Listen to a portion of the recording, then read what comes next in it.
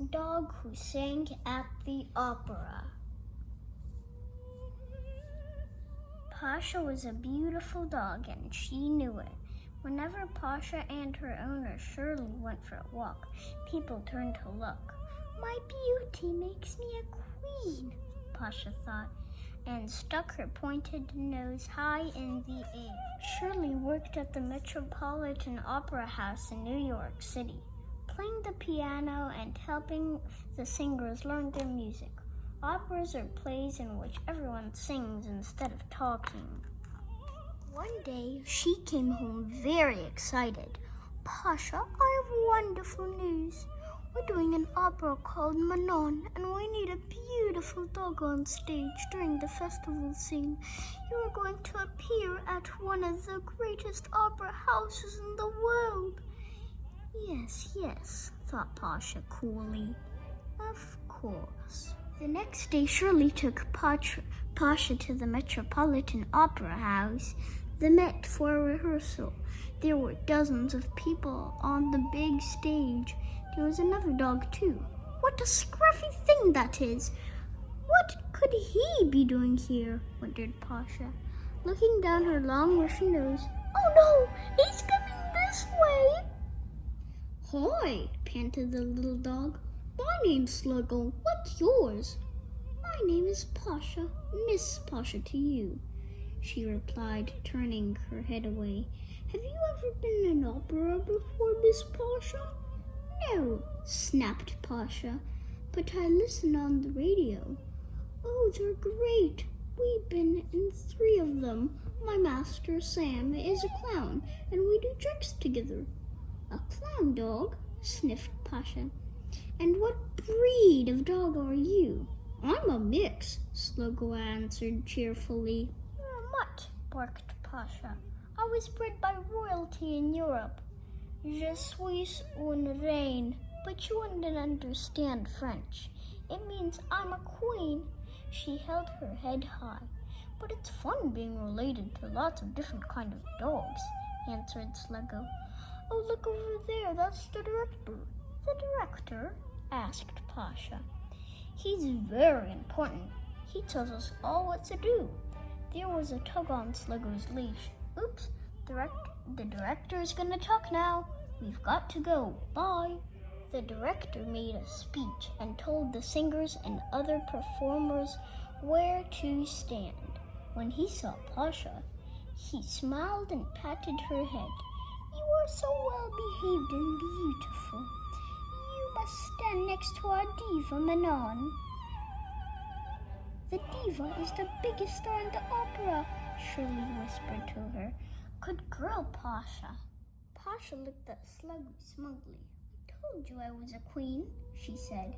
In the costume room, a lady put a sparkling necklace on Pasha and gave Shirley a long, fancy dress. Pasha noticed that Sluggo was given a particularly silly-looking pointed hat and a ruffle to wear around his neck. The next morning was dress rehearsal, practicing the opera like a real performance. Everyone loved the big festival scene. As the singers sang, acrobats flipped and twirled behind them, tightrope walkers teetered overhead, and puppets performed on their own small stage. Sam the clown came on in a brightly colored costume with Sluggo right beside him. Sluggo wore his pointed hat and walked on his back legs. Pasha was horrified. Sluggo even jumped through a hoop. Next, Manon sang her big song, which is called an aria, the gavotte. Her voice was the most beautiful sound Pasha had ever heard, but that didn't matter. It seemed to Pasha that all eyes were on her, the glamorous wolfhound and the dazzling necklace. That night, Pasha had a wonderful dream. She was on the stage of the Met in a red dress singing. She was a diva. Everyone was applauding and cheering. "Brava, Pasha, brava!" Opening night came at last. Shirley and Pasha walked their places on stage. The The conductor raised his baton. The orchestra started to play. The great gold curtain swung open. The audience applauded, and Pasha was thrilled. Manon sang better than ever, and much louder than at rehearsals. There was more applause, and people called, "Brava!" Then Manon started to sing the gavotte. She sang, "I walk down the road just like royalty.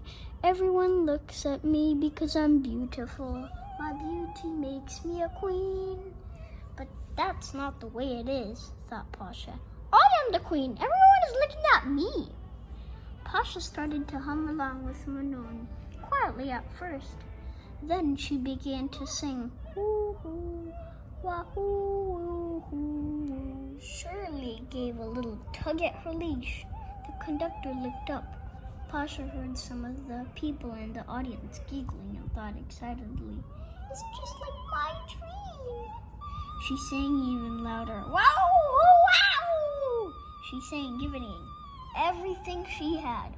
"Wow, wow, wow!" The louder she sang, the louder the audience giggled. "They love me," thought Pasha. She loved being a diva. Her voice blended with Manon's voice and the glorious sound of the Met Orchestra. There was applause, but Shirley quickly pulled Pasha off the stage before she could even take a bow. All the stage hands were laughing.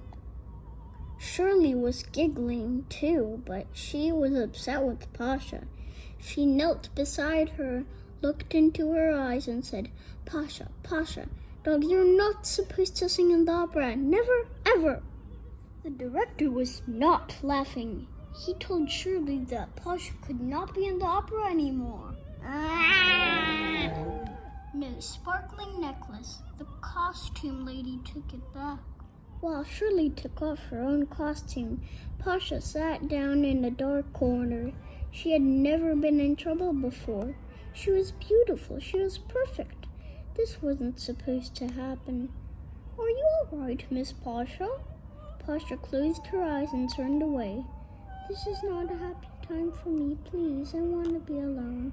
Sluggo looked at her, huddled in the corner. "I thought you sang beautifully, Miss Pasha." No, please go." Pasha opened one eye. "You really think so?" "Honest, Miss Pasha, I thought your high notes were better than Manon's." "Spasibo," whispered Pasha with a slight smile. "What's that mean, Miss Pasha?"